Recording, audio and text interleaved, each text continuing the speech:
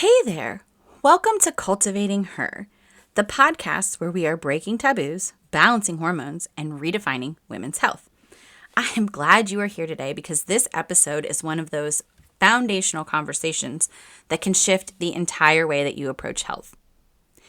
It was initially designed to be a lunch and learn for my coaching clients. But after writing out the script, I decided, I am going to make this into a podcast because I feel like it's just one of those important conversations. So if you've ever felt stuck in survival mode, constantly tired but unable to rest, and like your hormones are just out of whack no matter how healthy you try to be, then this is for you. Because today we're talking about the nervous system, what it is, why it matters, and how sleep, stress, and hormones are all connected. Hopefully, you'll walk away with clarity and a whole lot of compassion for your body and some simple tools to bring yourself back into balance. So let's get into it. Welcome to Cultivating Her, breaking taboos, balancing hormones, and redefining women's health. I'm your host, Christy Edgar, an integrative nutrition health coach and holistic lifestyle expert. Join me as we dive into the world of menstrual health, hormone balance, and the connection to women's wellness. Whether you're looking to decode your cycle, tackle PMS, or manage menopause, this show is your go-to to syncing your lifestyle with your hormonal rhythms. Through candid conversations, practical tips, and a few expert interviews, Cultivating Her empowers women to embrace their cycles and align their lifestyle to boost energy and thrive in every phase of life. Subscribe now and start flowing with confidence as we redefine what it means to be a woman with harmonious health. Hey friends, and welcome to this week's episode of the podcast. Because I had an engagement scheduled at lunchtime today, and my group coaching does a lunch and learn, I decided to combine the lunch and learn topic with the podcast topic. Okay, so we're going to talk about something that affects every single area of your health today, but often gets overlooked: your nervous system. So we live in this go, go, go world, and most of us are operating in a state of chronic stress without even realizing it. Today, I want to explore how that is impacting your sleep, your hormones, and your body's ability to heal. And then, of course, what can we do about it? We're going to dive into some of these invisible but powerful connections between stress levels, sleep quality, and hormonal health. So if you've ever felt wired but tired, anxious for no reason, or like your body is fighting against you, this is for you. This is also for my coaching clients so that they can understand how to overcome some of these things to help optimize their health. Okay? What we're going to do is learn about the nervous system, what throws it off, and simple ways to reset so that your body can do what it was designed to do, which is to heal. Okay, so the nervous system 101, we're just going to basic. The nervous system is the command center of the body, and it controls how you respond to the things around you. It has two major settings: sympathetic and parasympathetic. Okay, the sympathetic nervous system is the fight or flight system. Okay, it's short term, it's about survival, it's a high alert state. It's great if you're running from a bear, but it's not meant to be your daily baseline. Okay, your parasympathetic nervous system is all about rest, digest, and heal. So your body will prioritize digestion, reproduction, and immunity, and will repair in this state. Okay, healing happens when we are in a parasympathetic state. But most of us are stuck in fight or flight, running on adrenaline, over-caffeinated, under-rested, and overstimulated. Especially women. We have what Dr. Libby Weaver has coined rushing woman syndrome. Okay, and that gets us stuck in sympathetic dominance. And why? So we have chronic stress, we have trauma, we have lack of setting healthy boundaries, we have the consumption of overly processed food, blood sugar spikes, too much screen time. Even over-exercising can be a problem, okay? So what are symptoms of dysregulation? They are poor sleep, having anxiety, having digestive issues, having hormonal swings, emotional reactivity, and burnout. Does that sound familiar to any of you? Okay, so take a deep breath, okay, and realize if you're constantly feeling anxious or on edge or exhausted, it's not all in your head. Your nervous system may very well be stuck in survival mode. So stress is not just feeling, it's a biochemical cascade. When your body perceives stress, your brain signals the adrenal glands to release cortisol and adrenaline. These guys are survival hormones. They shut down functions that aren't essential for immediate survival. Okay? So let's talk a little bit about cortisol's impact on specifically progesterone, because remember, as girls, progesterone goes shy when cortisol goes high. That leads to PMS issues, fertility issues, irregular cycles. Cortisol's impact on insulin will increase the resistance. So our body will stop being sensitive to insulin. Okay. So then we become insulin resistant, which causes weight gain, fatigue, cravings. And then cortisol and our thyroid, you get slowed function. Because remember, we will always, always, always prioritize those sex hormones and reproduction over the thyroid. And the thyroid hormones and the sex hormones are like even Steven. Okay, so chronic stress raises cortisol, which suppresses progesterone, increases insulin resistance, and can disrupt thyroid function. This is what causes hormone dysfunction. Okay, cortisol and melatonin work together like a teeter-totter. If stress is high, sleep quality is low. If you're not sleeping, your body stays in stress mode, and it's this vicious cycle. Okay, so if you are not managing stress, then your hormones can't function properly, no matter how clean you eat, how many supplements you take, or how much fasting you do. You have to manage your stress.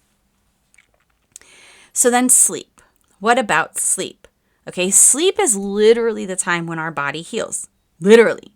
During deep sleep, your brain detoxifies, your immune system resets, your hormones rebalance, and your tissues repair. It's not optional, it's foundational. Okay, so I'll break down for you real quick the stages of sleep. So we have stage 1, which is light sleep. This is transitional sleep. Okay, stage 2 is more stable sleep. This is where your heart rate and your temperature start to come down. And then you have stage 3, which is detox sleep. This is where healing and growth hormone is released. And then you have REM sleep, which is our deep sleep, which is where brain detox happens, memory consolidation, emotional processing. All of these things start happening in that deep sleep. Okay, so blood sugar crashes, blue light, and stimulants can all interfere with melatonin production. Okay, this is why sleep hygiene is critical, especially for you ladies who are trying to balance your hormones. So effects of sleep deprivation include increased ghrelin, which is your hunger hormone, insulin resistance, cortisol elevation, and decreased melatonin and progesterone. And remember, progesterone brings with it GABA, which is our calming hormone. Okay? So prioritizing sleep is not lazy, it's foundational. And you can't fast track healing while skimping on sleep. All right? So what does that mean and how do we do that? So first of all, we want to create a wind down routine. Same time every night. Go to bed, wake up at the same time. You want to be regulating your circadian rhythm, okay? But your routine at night is important, right? So we don't want bright lights. We want to dim the lights. We want to use soft lighting in the evening that helps your brain produce melatonin. It's also really good to get outside at sunset, right? As the sun is going down and you're getting that just dusk feeling, then your body turns on that trigger of like, oh, hey, it's starting to be nighttime. It's time to get ready to go to sleep, okay? No screens 1 hour before bed. Blue light disrupts your melatonin, okay? So opt for a book, do some journaling, stretching. Use your bed for sleep and sex. Don't lay there and watch television. Don't scroll on TikTok or Instagram, okay? do not take the phone to bed. The other thing that we want to make sure that is happening is that the bedroom is cool and dark. So ideal temperature is between 65 and 67. So, and get it nice and dark. So if you don't have blackout curtains, use an eye mask. I've said this over and over and over again. Like, yes, this is the thing. It's the best money I've ever spent. You can use natural calming tools like herbs, essential oils, breath work, meditation. Okay, so herbs, things like passion flower and chamomile and valerian root, lemon balm, all can help support relaxation.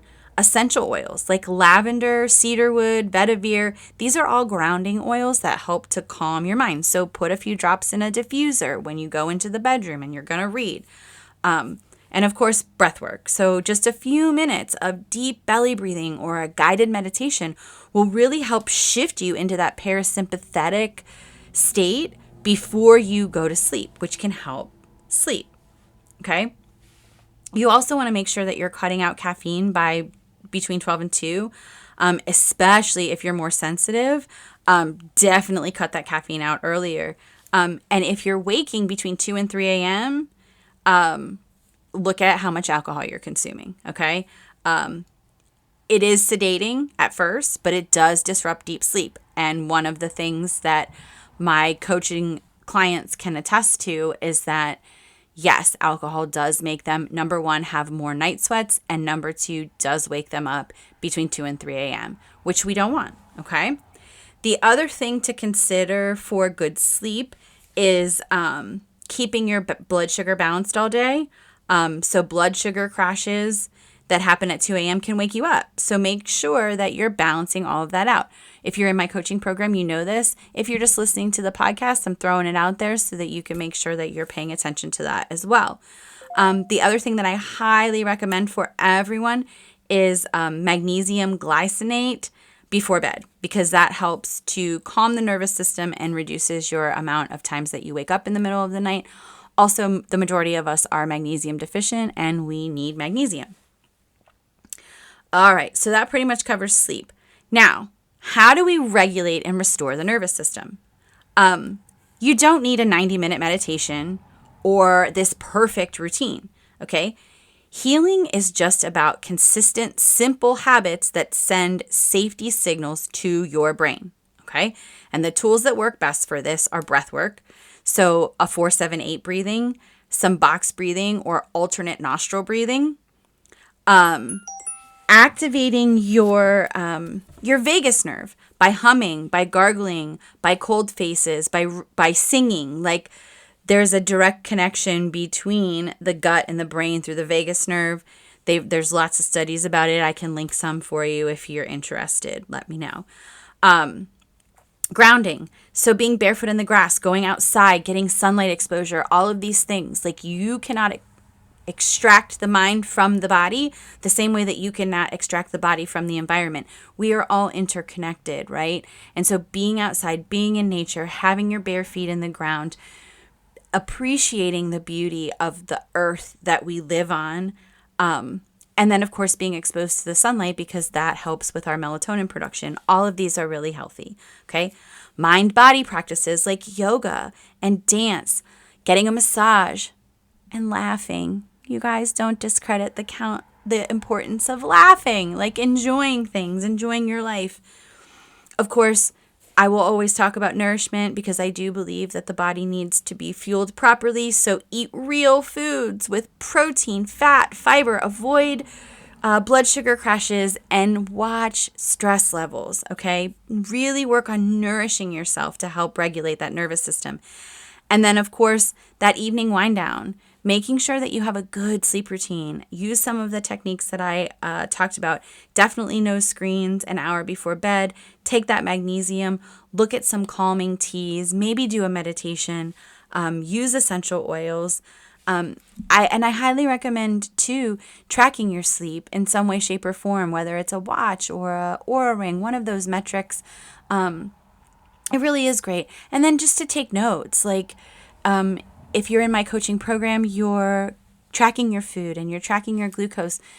Track your sleep too. Like, what did you eat the night before? How did you sleep? Do you wake up feeling refreshed? Did you wake up multiple times? And start to look for patterns because they're there. And look for ways to help your body feel safe again.